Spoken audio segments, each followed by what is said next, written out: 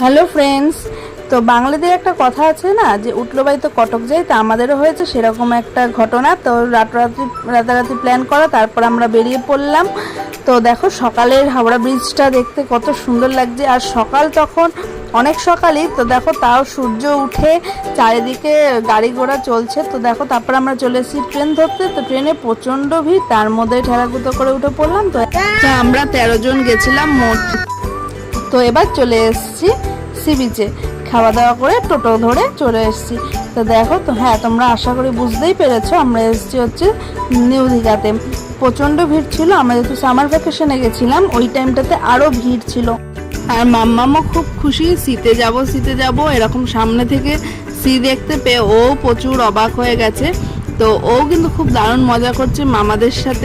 তো আর খুব তাড়াতাড়ি মিনি ব্লগ দীঘার পার্ট 2 আসতে চলেছে। যারা নিউ ভিউয়ার্স তারা কিন্তু অবশ্যই চ্যানেলটা সাবস্ক্রাইব করে দিও।